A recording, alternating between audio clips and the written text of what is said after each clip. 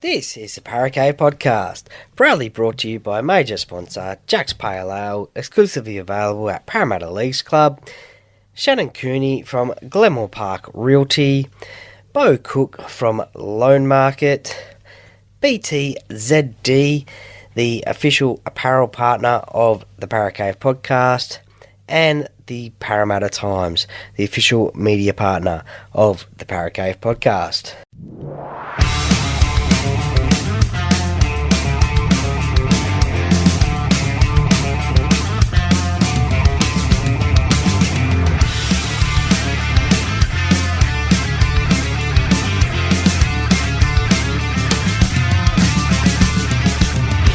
Welcome to another episode of the Paracave Podcast. And now over to your host, Troy Warner, broadcasting live from the world-famous Paracave. And yes, welcome back to the Paracave Podcast. Troy Warner here, and this is the replay podcast chat that I have with the Duckman on Pulse FM 89.9 FM every Sunday night at about 7:05 p.m, where we review the round that was, both in the NRL and the NRLW as well. So we chat about each game in both the NRL and the NRLW.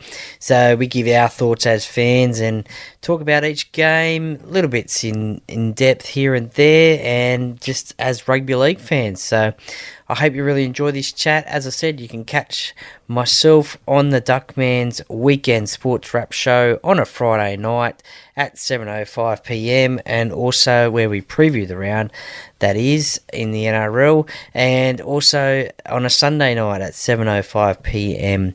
as well, where we review the round that was. So hope you enjoy this chat, and thank you very much for listening, and thank you very much. All right, welcome back to the Weekend Sports Wrap. You're here with the Duckman and special guest Troy Warner from the Paracave Podcast. Troy, how are you going? I'm going fantastic, Duckman, although my football team isn't doing too well at the moment after a big loss on the weekend, but a great round of football once again, and it is getting closer to semi-finals, and a tremendous round celebrating Women in League round.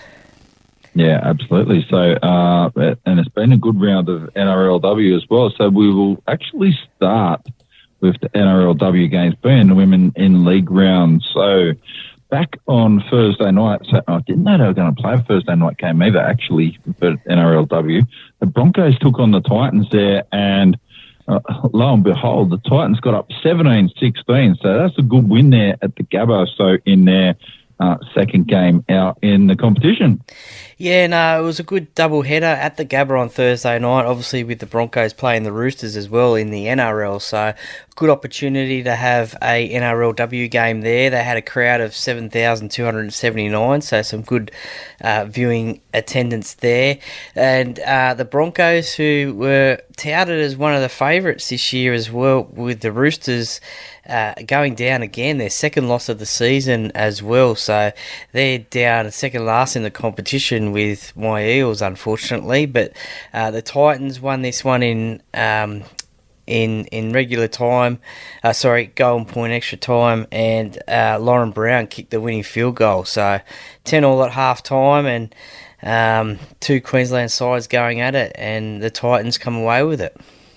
Yeah, it's good. I like it that it's close, because that's going to be a big draw card to the game. It's no good having like 80-0 or 70-0. Like, don't want to have happen what's happened at NRL a little bit like that. Wouldn't be good for this competition at all, particularly with the four new sides in this year. So they've been all competitive so far. Yesterday, so the Raiders took on the Roosters, and they got up 24 points to 14. So the Roosters would be shell-shocked as well, because they would be thinking that they'd be winning these games fairly easy too with the side that they've assembled this year. Yeah, definitely. As I just said, the Roosters, along with the Broncos, were probably the favourites for this competition.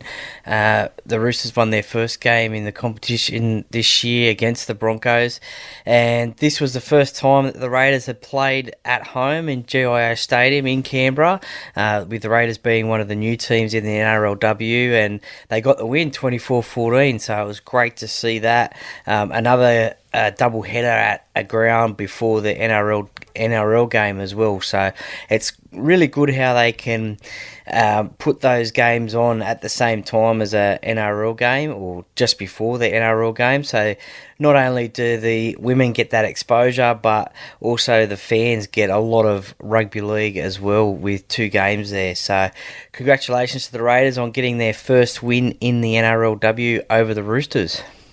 Yeah, that's right. So I like to get value for money to get more people there to watch the games, of getting genuine supporters and people following that. I guess a step up, I suppose. They've got to make footy cards or something now, seriously, so people know who the players are and it makes it easier to follow them. So I would be buying some of that sort of stuff if it come out, for sure. The next game, the Dragons took on the Eels and they got up there 38 points to 12. But the Dragons have got a pretty good side too. For now, they were in the grand final, 2 years back now? And they won the comp, didn't they, 2 years ago? I think just grand finalists, I think the Broncos have won most of the competitions and Newcastle won last year. So I think they've been in the grand final a couple of times, I think. Yeah. So it's a good win there anyway by the Dragons. 38 points to 12 over the Eels. So did you catch any of that game and what did you make of that? So the Eels are doing a rebuild. I'm aware of that. They've lost a lot of players because they've got new sides come in. The players move around and everything like that. Yeah, no, I only caught about 5 minutes of this one, unfortunately. I haven't caught the replay of this game yet. I was at work, but the Dragons convincing win is 38 points to 12, and again, 5,872 people watched this game as it was before the Manly Dragons game down there at Wollongong Stadium as well. So another great thing there, but by the looks of it, the Dragons were pretty convincing. They were 20-4 at half time, and the Eels, as you said, going through a little bit of a rebuild phase there. A lot of new players in their side. Your player, Mahalia Murphy, got a try, so congratulations to her getting a try in the game. So a little bit of work to do so far for the Eels. They sit 0-2 and on the bottom of the ladder, unfortunately. Someone's going to be down there, so she'll be very happy about that. So she's a very good player. Didn't play for Australian Rugby Union because she's not very good, so she will easily be able to transverse those skills to rugby league. So she has played in the NRLW before for St George in year 1, I think it was. So she'll be able to surely turn that around too. We'll see how they go there and keep on building. So they just need to get some more experience. So it should be good. This other game, so there's a double-header NRLW games today. So the Knights against the Cowboys, and the Cowboys got up 31-20.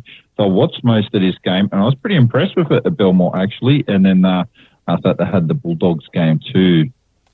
Yeah, look, this was a cracker of a game, and between a new side in the competition, the Cowboys, and the defending premiers, the Newcastle Knights. And Newcastle Knights, they got off to a start there. They scored the first 2 tries, and you thought maybe the experience of the Knights might just run over these Cowboys. But the Cowboys, they dug in and they got the next couple of tries, and they actually held the lead at half-time, 12-10, and then in the second half, Newcastle came back at them, but the Cowboys, they blew it away in the last 10 minutes of the game, scoring 3 tries, and Kira Dibb kicking the field goal to make it 31-20. So a great win for the Cowboys over the Knights, and it was great to see them play at Belmore Sports Ground as part of a double-header.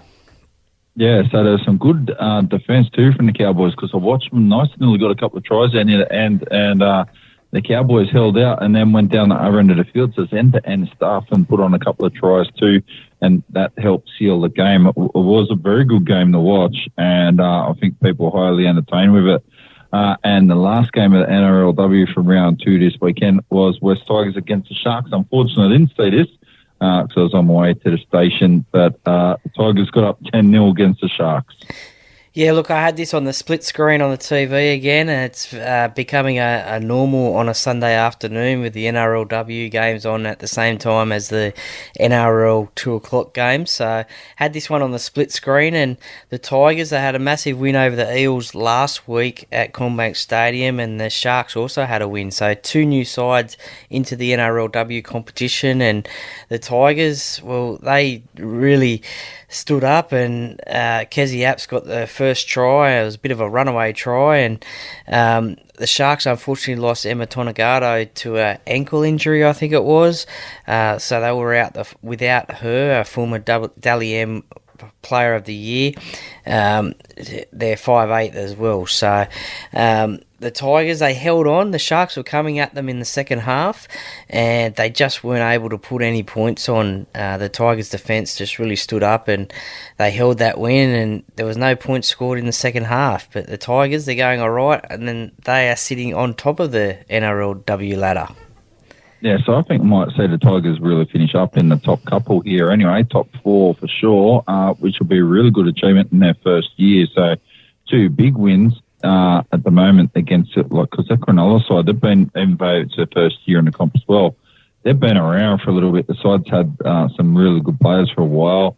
So, yeah, very, very impressive stuff there from the ladies. So they'll be happy, but the competition now has 9 games, so have a bit more of a meaningful competition that can only build in the future, I suppose. So, yeah, well done now. We're going to go now to round 22 in the NRL back on Thursday night. Broncos took on the Roosters, and the Broncos got the win. I thought they would. They've just about killed the Roosters season off now, surely. 32 points to 10. Yeah, look, the Roosters, they struggled to get that win against the Broncos, and they find themselves on 22 points down in 13th or 14th position on the ladder now. So they're going to find it hard now to make the top 8 with their remaining games. But the Broncos, they just kept on going on their merry way, and they really... Adam Reynolds has been a star up there all season. He's been one of the best buys for Brisbane, and he's just really leading this team around, and his experience is exceptional at this time of year as well. He's won a grand final. He's been in prelim finals with South Sydney, and his experience is just over the top at the moment. And it was great to see Pat Carrigan get his first NRL try after 78 games in the NRL. So it was great to see him get a try there, and it was great to see how his teammates celebrated. I was surprised no one copped an injury out of that one, because they all piled on top of him, so as if they won the grand final. So, but they're just rolling on at the moment, and they're looking like they're going to be challenging Penrith for that minor premiership, which will be decided in a few weeks' time. Yeah, I really think for the competition's sake, the Broncos need to win the minor premiership, because number one, going to help build them stronger. I think Penrith are doing all right at the moment anyway, but we're going to have to shell out more players at the end of the year and all this sort of stuff. But for the competition's sake, it's not good to have one team smoking everybody all the time, and I wouldn't think Penrith are playing particularly good at the moment either. The Roosters, they really do look like their season is just about coming to an end. So I don't know how they're honestly talking about buying Jerome Luai and all this stuff as well. So they're surely off their head. I can't see it though. Well, one shining light for the Roosters was the fact that Daniel Tupou scored a try, and he became the leading try scorer in Roosters history. So that was one shining light out of Thursday night. But so who did you take that off? Anthony. Who was the leading try scorer? I think it was Anthony Minicello. Yeah, yeah, it's fair enough. So I was thinking that you don't want to... I wouldn't think Daniel Tupou is the kind of guy that's screaming out, I'm going to be like 125 or 150 try scorer if it's going to hold the record for a club. It gets the business done, but so he's a decent player, Daniel Tupou. So he was in the State of Origin side a couple of years ago. So, yeah, we'll wait and see. So he's the kind of bloke that the Roosters need on board to help them turn it all around in the next couple of years. We'll roll on to Friday night's game. So West Tigers, I thought they were going to do this one, so to be honest with you. They took on Souths, and Souths got up 32 points to 18. there's just something about the Tigers that I'm not just like, they might actually be able to do this. But no, South just clicked through the gears and bang, bang, bang, they got the win. Yeah, look, the last time those two teams played, it was 20-0, I think, to the Rabbitohs, and the Tigers stood up that day. And again, they stood up against the Rabbitohs as well, but I think maybe the return of Latrell Mitchell probably inspired his teammates a little bit more as well to get this win.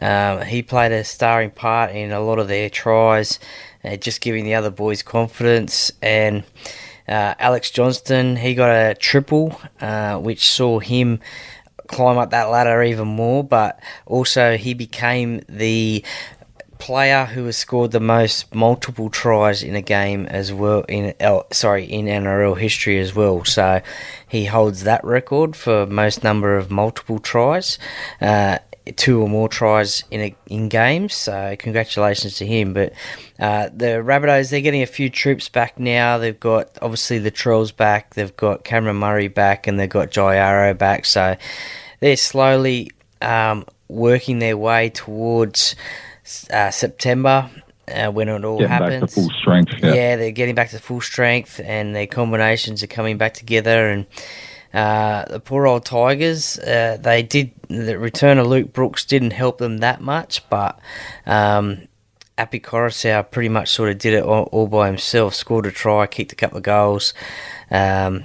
But their season is well and truly over. They're knuckled down on that bottom of that ladder. Good to see that this game was taken up. This is their annual game that they take up to Tamworth. So it's played in front of a crowd of nearly 10,500 people. So great to see the footy up there in the country areas. Yeah, absolutely. So the question is, just put out in the media today, so Phil Rothfield threw one out there. I think there's a little bit of merit to this, but I'm not sure who he's talking about. So said one of the New South Wales State of Origin stars is supposed to be on the verge of signing with the Tigers. So who do you reckon we're talking about? Surely it's not Tom Trbojevic. Well, I think Jerome Luai is the only one making all the noise. So, yeah, possibly Jerome Luai, I'd say. I mean, there's been a lot of talk about Dylan Edwards and Jack Whiten. And Dylan, well, he's signed to South Sydney next year anyway, so it wouldn't be him. But there's a lot of talk about what Penrith are going to do and how they can keep both Jerome Luai and Dylan Edwards in the same team when they're all asking for a lot of money and deservedly so. They've been premiers 2 times in a row now, so potentially it could be Jerome. Just off the top of my head, I can't think of anyone else who's off contract and a New South Wales State of Origin star. So my guess is, it might be Jerome Luai. Yeah, so Jerome was the only player I could think of because the Tigers, they've got some problems. So I think they need a couple of forwards. So they need an edge forward, so like a second rower or a lock. And I think, and not necessarily anything particularly wrong with what they've got. They've got to get depth, and they need a playmaker. So I don't think that's Jerome. What Andrew Johns was pretty scathing about today. He said that Jerome Luai, think about what you're doing because you're really worth 600, 700. If you go to a better club, you'll get your million or whatever. You're going to be playing for someone that's like 16, 15, 14, 13, 12, that sort of level of player. That's who's after the players at the moment, not someone that's 1 to 8 or 1 to 4. So they're not really looking for that sort of player. I think he does need to be careful what he wants. You'll get it. He'll get it money-wise, but might not get it at the club where he's going to get a lot of success. So it depends what although there's not a lot of 5'8" or half-back positions around, I don't think. I mean, the Roosters, they're pretty sorted. The Rabbitohs, they're pretty sorted. Brisbane is sorted. The Eels are sorted. It'd be the Dragons and West Tigers are 2 that are sticking out. Yeah, potentially the Dragons as well. They'd obviously be interesting. The Bulldogs. Yeah. What about Gold Coast? Well, they got Kieran Foran and who's their halfback? Tanner Boyd at the moment, and they've got someone going there, I think, next year as halfback. I'm not 100% sure there, but they've got Tanner Boyd and Kieran Foran at the moment, so I don't think he'll go to Queensland. I think he'll stay in New South Wales. The other one is the Bulldogs. They've been linked to a lot of players as well over the last few weeks. Yeah, maybe even Canberra, so he could go down there to take over Jack White and spot. Although I would imagine he'd want to either go for money or a chance to win a premiership. So it's really putting both of those in jeopardy by going somewhere for the money. So, well, if he goes for money, then the Tigers and the Dragons or the Bulldogs is probably the money one. If he wants to go to maybe win a competition, then maybe the Raiders is probably the premiership chance there. Yeah, I think that would be the strongest bet there. We'll roll on to the next game. Do we have to? So Melbourne Storm went out there and turned it on. So what happened to Parramatta? They got done 46-16. Did you watch the game or did you turn it off? No, I watched the whole 80 minutes, unfortunately. And look, it started off pretty well. Sean Russell scored the first try in the corner. It was an amazing little try in the corner. I don't know how he reached out and got the ball in, but there was so much promise. The Eels, they kicked off pretty well. Their first defensive set was pretty good. Attacking set was good. They scored the first try. Everything was looking good, but then all of a sudden, Harry Grant just turned it on, scored Melbourne's first 2 tries, and Jerome Hughes got in on the act. Cameron Munster got in the act as well. So I think it was just a lot of tired-looking players from Parramatta. There was also a lot of missed tackles as well, and Melbourne, obviously they lost against Newcastle the week before, so they're pretty much renowned for not losing 2 games in a row.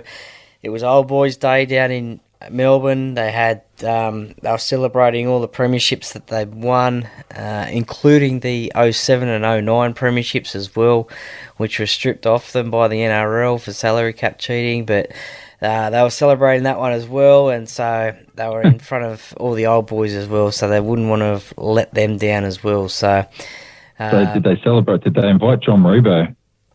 I'm not 100% sure on that one. I think he may have been there. I'm not sure. I didn't see any pictures of him there. I just saw the usual suspects: Greg Inglis, Billy Slater, Tawira Nikau was there, Dallas Johnson was there. Trying to think who else, but so all those players from those years were there. Cooper Cronk wasn't there. He was working for Fox League at the time, so he wasn't there. But look, Melbourne, they're just turning it on and getting ready for September. Big game this week for them against the Panthers, so that'll probably be the game of the round this week.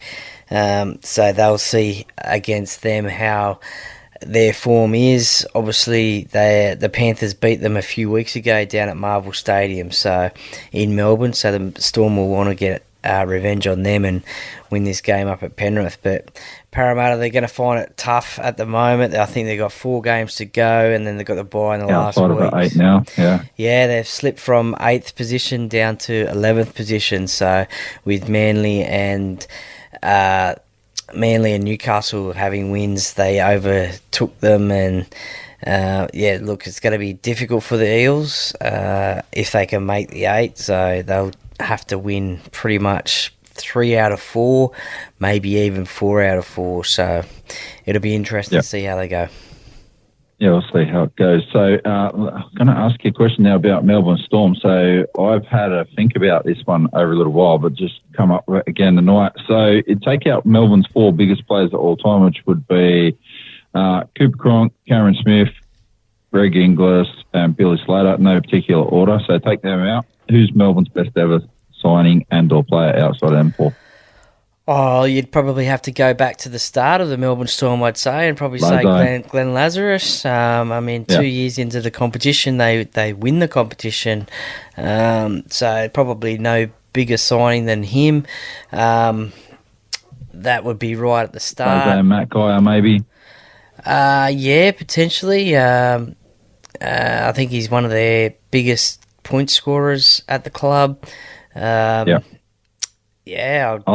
think Brett Kamali might have been one of their best ever players, but after he went there, when he went to Cronulla, I just don't think he kicked on at Cronulla, so couldn't help them get the comp. And I think that held down his career, but it helped make Melbourne Storm as good as they were. Got the opportunity there for Cooper Cronk and all that then.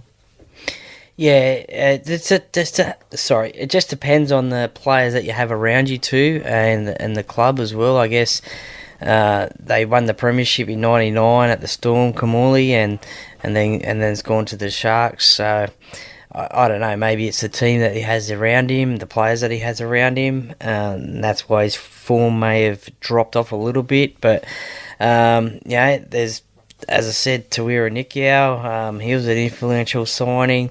Dallas Johnson, a workhorse, very underrated player. Just trying to think of a few others off the top of my head, but I'd probably Robbie Kearns. Yeah, Robbie Kearns, but I'd probably just say definitely Glenn Lazarus.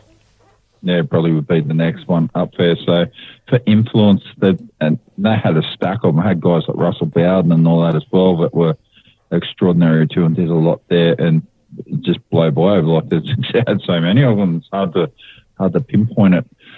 Next game, so the Raiders. This surprised me. This result: the Raiders hosted the Knights with everything to play for, and they've copped a loss. This is going to really hurt the Raiders here. So going down 28 points to 6 to Knights. Kalen Ponga, he turned on and he looked really, really good. So this is the first time I thought this year, other than last week, Knights have turned the corner. I think they have turned the corner. And I do think they're going to make the top 8 now. Yeah, look, the Knights, they're going to be a damaging team, a dangerous team leading into the finals with whoever they play. They had that great win at home against the Melbourne Storm last week, and they've backed it up this week, obviously with a lot of confidence going into this game, knowing that they've beaten the Storm, and a lot of confidence thinking that they can beat the Raiders at home as well. So the Raiders, disappointing for them in front of their home fans. As I said, the women's team got a win before them, and they had a big crowd there. And with their for and against, which is in the negative, they will want to just win games and not lose games. So disappointing result for them. But yeah, as you said, Kalen Ponga, it was his game. He was man of the match of the game. 20-0 at half time. He scored the first try. His post-try celebration was pretty good. It was him getting a haircut, which was pretty interesting, pretty good, pretty creative. But I think also the benefit for Newcastle is Kalen's unselfishness of ruling himself out of Origin and just concentrating on Newcastle football has really shown the difference this year. And they've won a lot of games recently, and he hasn't played State of Origin, so he's been fresh and ready for Newcastle and concentrating on that team and his game, and it's worked. They've got a couple of results now, and as I said, they sit above Parramatta now. I think they're on 25 points along with Manly, just 1 point out of the 8. So they could surprise a few teams, and they could help out a few teams by beating these top 8 teams, and they may just sneak into the 8. Although there's a little bit of talk today about they had a meeting with Justin Holbrook as well. So I don't know what that means. Yeah, I don't know what that means. That's just come out recently on the socials. Maybe that's as an assistant role or just getting into the club as an assistant role, but to Adam O'Brien. But obviously, it's more talk, and hopefully that doesn't derail the Knights season. Yeah, I actually think that'd be a good idea, because Justin Holbrook definitely saves a decent heart. He played at Newcastle too, actually, for a little bit, but he's behind guys like Matthew Rodwell and all that sort of stuff. He's never going to get a crack there. They've had some good halfbacks over the years, Newcastle. Everyone thinks of Joey, but I can think of probably another 5 guys are pretty good. So including that guy there, just mentioned Justin Holbrook was all right. Just you're living under Joey's shadow forever and a day while you play underneath where he's been. I think that'd be a good combination. I still think that. So if I had to look at a coach who's on the verge of the sack, it's still Adam O'Brien, even though he's near the top 8. So I just think the expectation is, because of where he's been with the Roosters in Melbourne, the expectation is that the guy will bring premierships, and if he doesn't, within a couple of years, I can't see longevity in his position at the club. So that's pretty brutal, but that's just where I think it's at. St George Illawarra, so they nearly got the win too. They hosted Manly yesterday and went down 24 points to 18. It's 200th game of Daly Cherry Evans, wasn't it, too, I think? 300th for DCE. Yeah, 300. So, second Manly Sea Eagle to do it with Cliff Lyons, I think. They were celebrating that win there for DCE, and also Lachlan Croker as well, 100 games in the NRL as well, so a couple of milestones for them. The Dragons, they play much better, I think, down at Wollongong for some reason. I don't know what it is, but they seem to play better down there and score a lot of points down there, and they would love to have all their games down at Wollongong, but the Sea Eagles, they needed this win to stay in touch with that top 8, and now they have. They're on 25 points and just 1 point out of the 8. So, and they wanted to win for these milestone men. So, bit of a controversial moment in the 63rd minute with Jack de Belin being sin binned for a hip drop tackle. I think he's looking at 3 weeks for that. So, I thought it was probably just a tackle being made. Unfortunately, though, he did land on the legs and pressure on the legs as well. So we've seen this year that if that happens, then it's a penalty and a sin binning as well. So Dragons, unfortunate not to get that win. They scored the first try through big Francis Molo, the front rower. So not very often does a front rower get the first try of a game. But, Manly just overrun them. Actually, a great try in that game was from Jason Saab down the wing.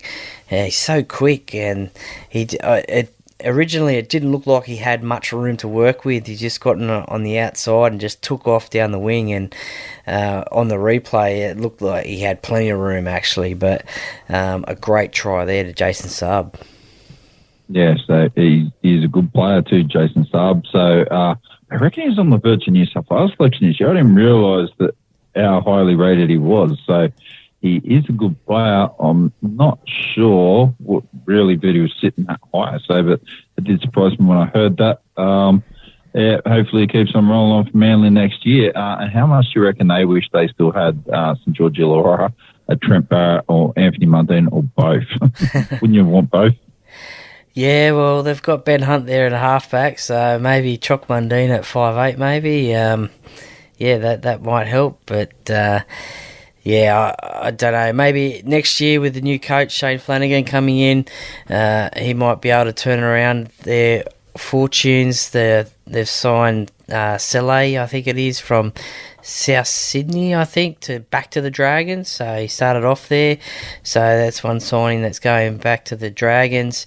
So maybe next year their fortunes might turn around, and with a new coach and some new systems put in place. And a little bit interesting was that Shane Flanagan was the assistant coach last night for Manly against St George. So I'm not too sure how. I don't know how his night went, but at half time it certainly looked like he was coaching the Manly backs there. But it would have been a little bit interesting for him about how he would have went about his business. But I'm sure, being the professional that he is, he would have been concentrating on Manly and wanting to get that win last night, and then look forward to the Dragons next year.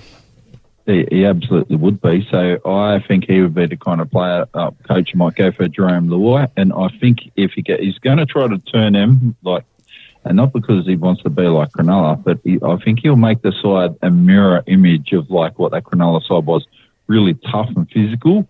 So I wouldn't be surprised if he goes out and starts buying some players. Maybe they're not number one top level players at a club, but guys that are enforcer style guys that want to crack. So it would be spewing that he couldn't get Spencer Leonard there. Like that sort of player, he'd be looking for them sort of guys.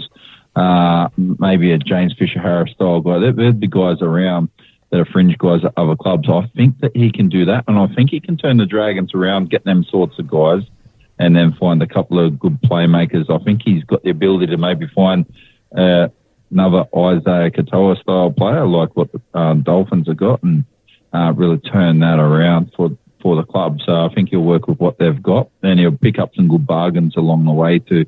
I would be surprised if the Dragons come last or second last next year with him in charge. Yeah, look, it's not going to happen overnight, but I think he's on a 3-year deal there. So in a couple of years' time, you should see the Dragons up off that bottom of that ladder and challenging for the top 8. As you said, depends on the players that he gets. He's a renowned coach for getting some good players. So now that players know who the Dragons coach is, then it'll be up to them of whether they want to go there or not. They've got a good couple of quality players there at the moment. So obviously they've got Ben Hunt there. They've got Zach Lomax there. So there's a couple of players there to work with. Blake Laurie as well in the front row. So they've got a couple of players there, and then hopefully Shane can attract a few other players there to the club and just work their way up off that bottom of the ladder. But as I said, it might not happen in the first year, but maybe the second and third year it might go upwards. Yeah, that's right. Panthers, they took on Cronulla yesterday. I was pretty brutal about it, really. I said Penrith were all right, but they could have done better. Brad Fittler even fired a shot across the bow at Penrith today and said that the other clubs in the top 8 might have put 50 on Cronulla, but Cronulla would have scored, so Penrith shut them out to nothing. Cronulla, I think they're on the slide, so if someone's in top 8 at the moment who's probably not going to make it, it might end up being them now. But having a look at teams coming into form and that stuff, that loss is going to hurt them pretty bad. And if Newcastle can keep their wins up, well, they might actually end up with the Sharks spot there. Yeah, the Sharks are really struggling at the moment, and further to this loss last night at Penrith, Will Kennedy, he went off early, their fullback, with a hamstring injury, so he'll be out for a couple of weeks, no doubt, and it'll be interesting to see what the Sharks do. There was a few suggestions on the Channel 9 Footy Show today from Billy Slater that they would put Nico Hines back to fullback and then put maybe Connor Tracy into the halves, because Braden Trindle is obviously a 5'8" half as well, so they've got a little bit of depth in that halves position, so maybe put Nico Hines back to fullback. He was saying that they need to change things dramatically, so that'll be interesting to see what they can do there.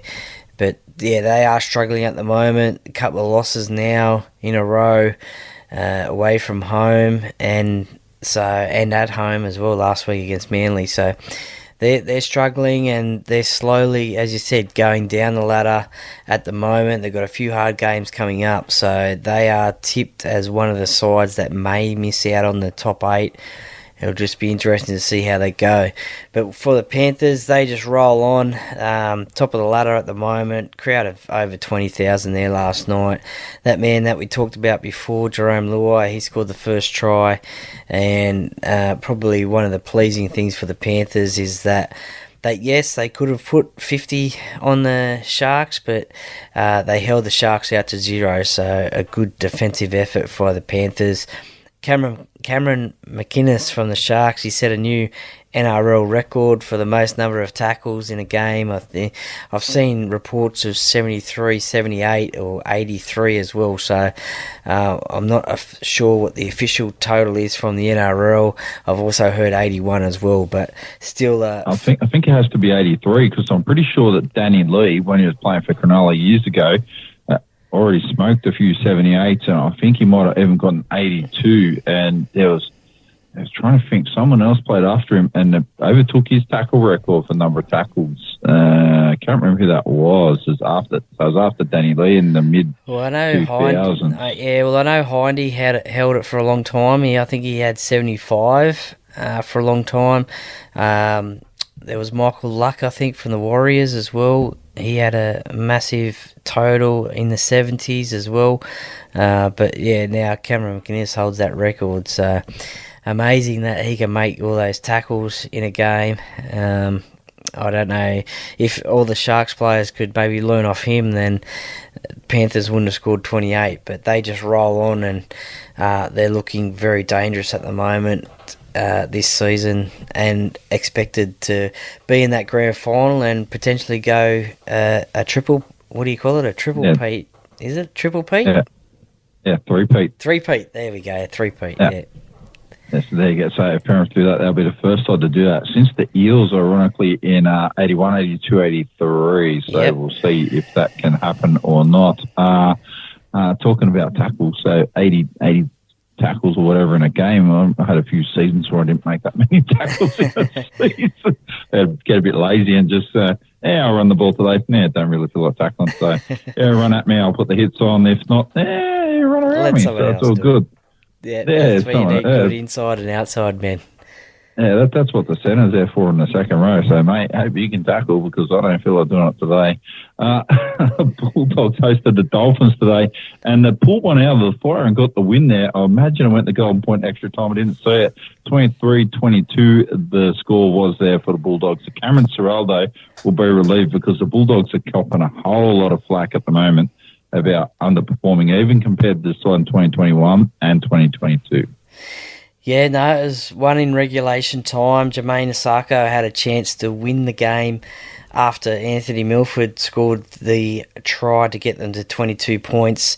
Jermaine Asako had a chance to win the game, but unfortunately he hooked it too much and it went across the face of the post, and the Bulldogs held on to win 23-22. But look, this game was an interesting game. It's sort of two of the lesser sort of sides, and it was sort of toing and froing as to who was scoring tries, who wasn't.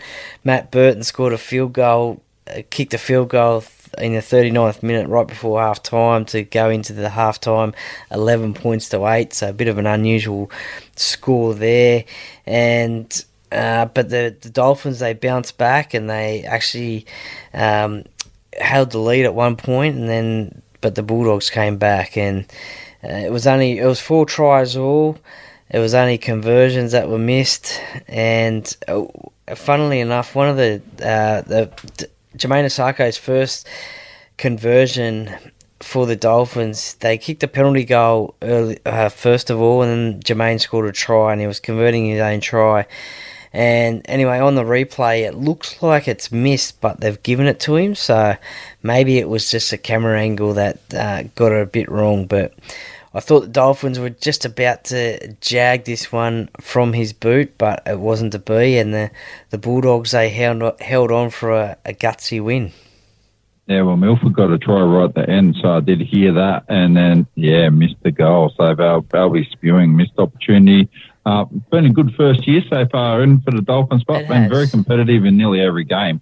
So they'll be happy. And Christian Wolf won't be taking over next year, won't be taking over till 2025. Wayne Bennett's talking about taking on another job, surely. It'd be like 900 years old then. So I can't. And he'll actually genuinely be like 75, 76 years old. So I just don't know how you can keep doing it and keep your currency and relevancy, but he is, so it surprised me.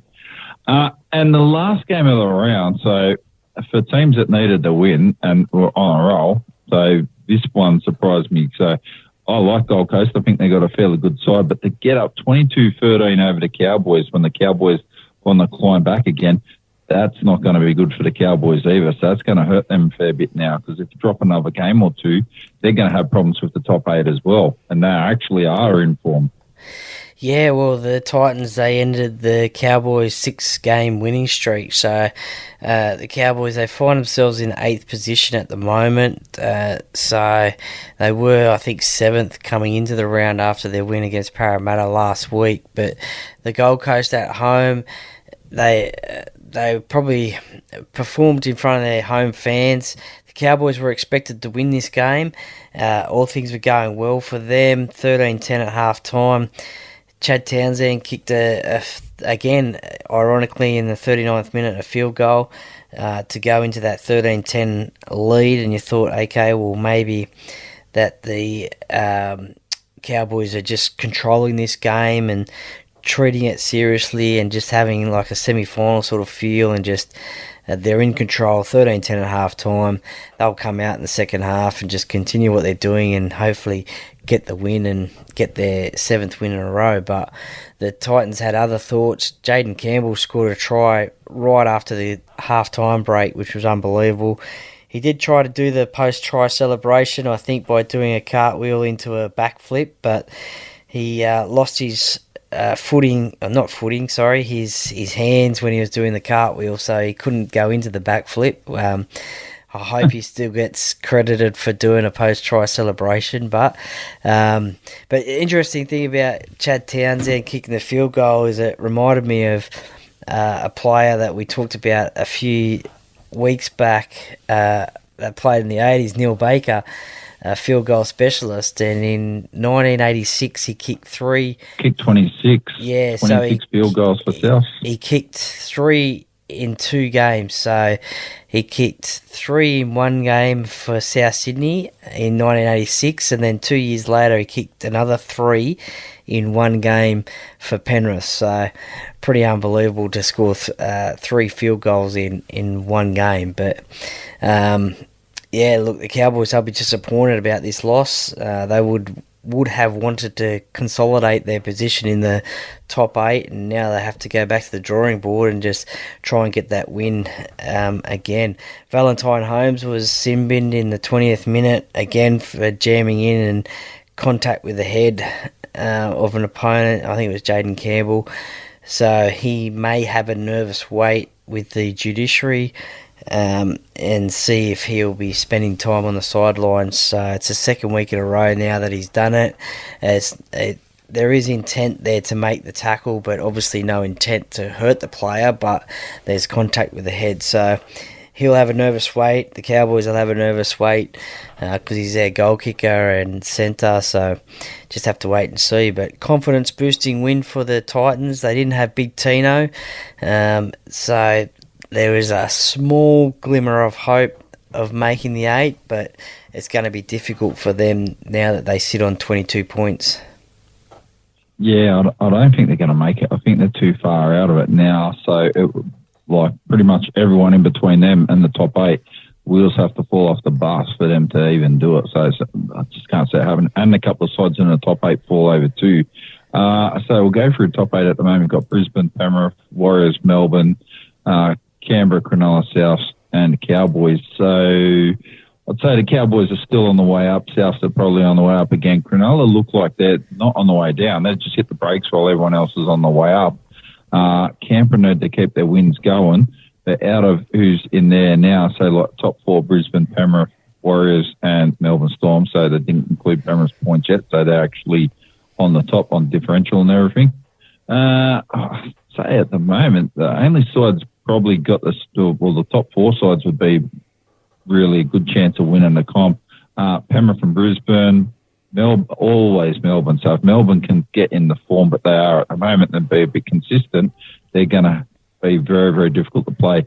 The Warriors, I don't know if they've got X Factor. They've got Sean Johnson there. I'm not sure if they've got an X Factor guy outside of him that can really pull it off. But saying that, they're scoring a lot of points. Dylan Watene-Zelezniak scores a lot of tries.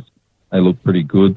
And the other side, outside the top 4, is probably South, I'd say. They've got really the strike power. If they come together and put it together, South probably bother me. So they're the Smokies in the top 8 at the moment to win the comp. Just because they've got too many good players to write off at the moment. Yeah, as you said, I think the 2 front runners at the moment, the Panthers and the Broncos, they look to be favourites to play in the grand final, and maybe the Panthers go the 3-peat, as we said before. But yeah, Melbourne, they've got that finals experience. We don't know what to expect from them. South Sydney as well could be a smoky as well. The Warriors, if they get a semi-final in New Zealand, if they finish 1 or 2, then that'll be interesting to see how that goes, because if you win your first final in the top 4, then you have that week off, you're straight into a prelim final. So that'll be interesting to see how they go. There's some really good games this weekend. As I said, Penrith and Melbourne play each other. Brisbane play the Cowboys. The Sharks play the Rabbitohs. So the Knights play the Dolphins. So there's some games there that are going to have some bearing on the top 8 next week. The Eels play the Dragons as well. So there's going to be some games there that are going to have a bearing on the top 8 as well next week. So for a few of those clubs, every game is like a grand final for them at the moment, just to secure a top 8 position. Yeah, that's right. Okay, so what have you got coming up in the Paracave podcast this week, Troy? I'll have a replay of this chat out tomorrow morning. I'll have my usual tipping podcast out on Wednesday. I didn't do too well, unfortunately, this week in the tips. I think I got 50%, so I hope my listeners haven't followed my tips this week. I'm sorry.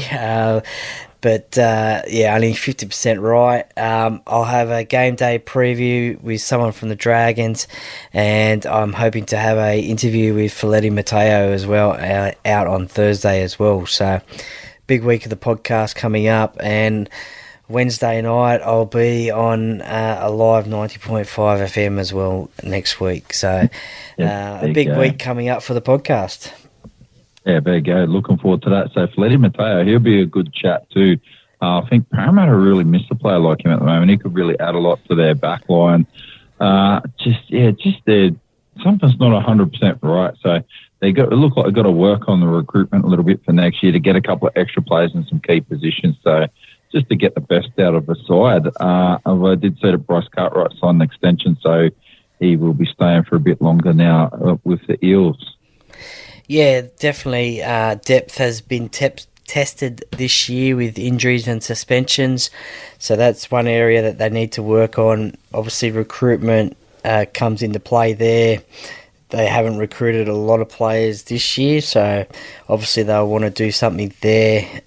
But yeah, probably that depth is probably the big thing at the moment.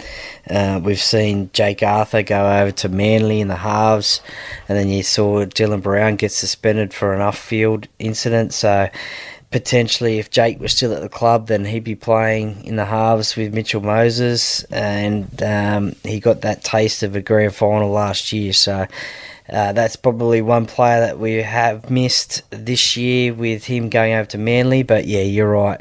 Definitely recruitment and just recruiting in those right positions has got to be something that Parramatta's got to look at. Obviously making the grand final last year and now sitting in 11th position. So it's pretty disappointing at the moment.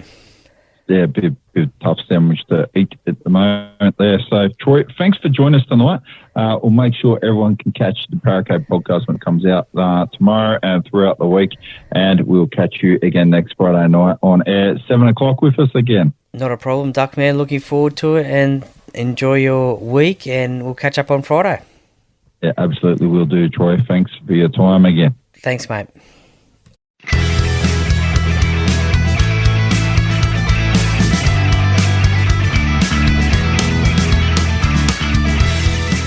Thank you for listening to another episode of the Paracave Podcast. See you next time.